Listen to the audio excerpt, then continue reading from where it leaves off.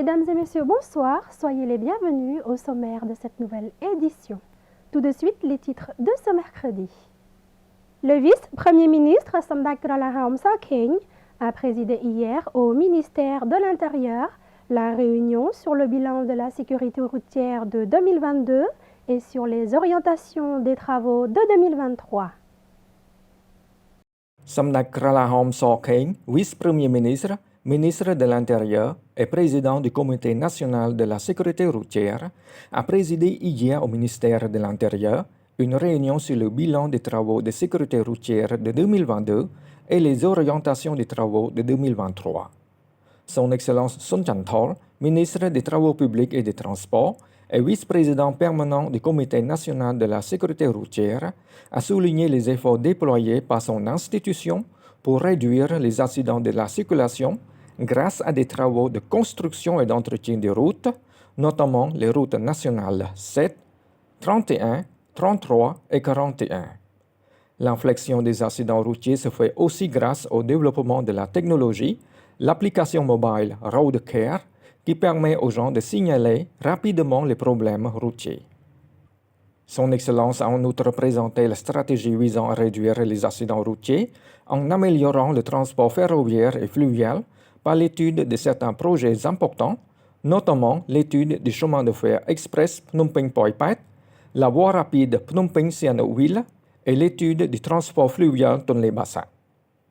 Le but de cette stratégie des infrastructures de communication spatiale est de désengorger la circulation routière et de raccourcir les distances de diverses destinations.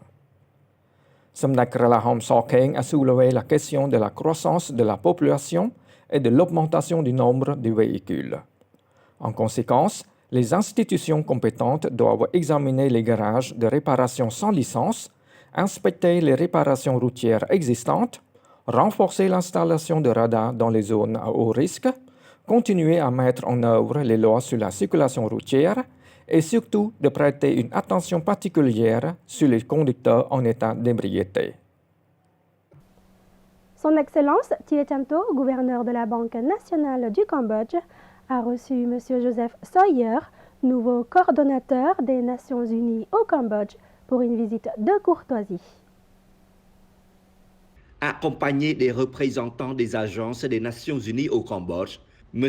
Joseph Sawyer a mentionné la bonne coopération entre la Banque nationale du Cambodge et les Nations unies au Cambodge dans le passé, dans laquelle l'Agence des Nations unies au Cambodge, telle que l'UNCDF, a contribué à renforcer le travail lié à l'enquête.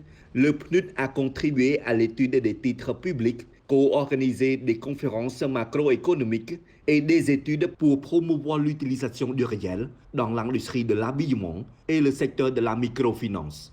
L'UNESCAP, d'autre part, offre une formation en littératie financière aux Cambodgiens, en particulier aux femmes, et promeut la littératie financière.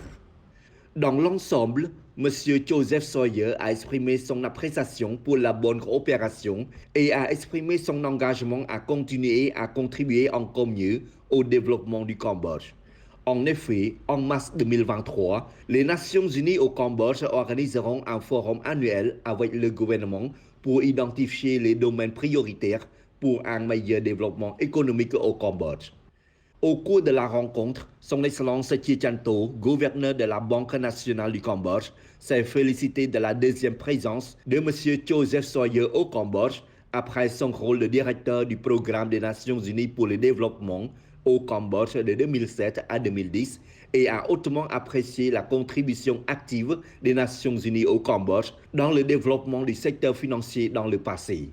Le gouverneur de la Banque nationale a également demandé aux représentants des Nations unies au Cambodge de continuer à soutenir les travaux prioritaires dans le secteur financier, en particulier dans l'amélioration de l'environnement financier, la littératie financière et la recherche. Son Excellence Bandat Sapiecha Okrabun, ministre du Développement rural, appelle à des efforts pour construire et améliorer les routes rurales grâce à l'efficacité et à la qualité des nouvelles technologies. Son Excellence Bandat Sapiecha Okrabun, ministre du Développement rural, appelle à des efforts dans la poursuite de la construction, de la réparation et de l'amélioration des routes rurales grâce aux nouvelles technologies qui sont de qualité et efficaces. En particulier, la construction des routes rurales doit être résiliente due au changement climatique et à la résistance aux catastrophes. Le ministre a formulé plusieurs recommandations pour assurer la gestion et le développement des routes rurales avec la participation de toutes les parties prenantes et pour assurer l'efficacité de la réduction de la pauvreté et du fossé entre les zones urbaines et rurales, notamment s'efforcer et continuer à construire, réparer et améliorer les routes rurales, qu'elles soient pavées ou en béton grâce aux nouvelles technologies. Appeler les autorités locales à tous les niveaux et toutes les forces armées et les habitants à s'impliquer activement dans l'entretien des routes. Appeler tous les partenaires de développement nationaux et internationaux, la société civile, les philanthropes et le secteur privé à continuer à soutenir et à contribuer à l'amélioration des routes rurales. Ces remarques ont été faites sous la présence de Madame Vika Rosario Bogers, représentante de la Banque mondiale à la cérémonie de clôture de la phase 1 du projet de gestion des risques de catastrophe au Cambodge et en Asie du Sud-Est, et au lancement officiel de la phase 2 du projet avec le cofinancement de la Banque mondiale et du gouvernement de financement royal à l'hôtel Sokha dans la province de Praseehanu. Pour la mise en œuvre de la phase 2 du projet, la Banque mondiale a fourni un financement supplémentaire ainsi que la contribution du gouvernement royal pour la mise en œuvre de 2023 à 2027 qui est prévue pour améliorer les routes rurales à double bitumineux et au béton de 750 km ainsi que quelques autres ouvrages dans les 8 provinces cibles du projet. Kampong Speu, Kampong Chnang, Posat, Bat Dambong, Banti Minchey, Siem Reap, Bong Khmum et Kampong Cham. Le ministre de l'Agriculture, des Forêts et de la Pêche a discuté récemment sur l'investissement de la culture du caoutchouc avec deux sociétés vietnamiennes. Son Excellence Datina, ministre de l'Agriculture, des Forêts et de la Pêche, a reçu récemment deux sociétés vietnamiennes, Dirty Saigon Bình Phước SBK et Purien Project du développement du caoutchouc pour discuter sur l'investissement de la culture du caoutchouc au Cambodge.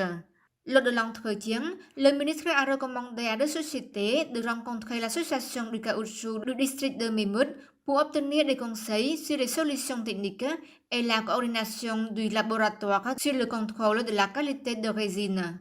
Concernant les investissements dans d'autres cultures, Son Excellence le ministre a conseillé aux sociétés de soumettre une proposition au ministère détaillant chacun de ces projets pour que le ministère examine et intervienne autant que possible en fonction des aspects juridiques et économiques.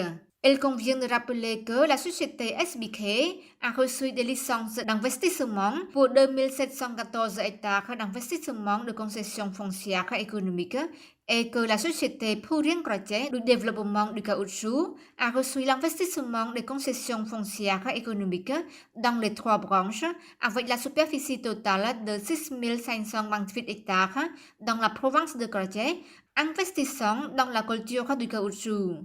Les deux sociétés sont actuellement sous l'investissement de la société singapourienne. Et c'est la fin de cette édition. Merci de votre fidélité et restez sur TVK pour la suite du programme. L'info revient demain avec Sosidai Chamran. Excellente soirée à tous.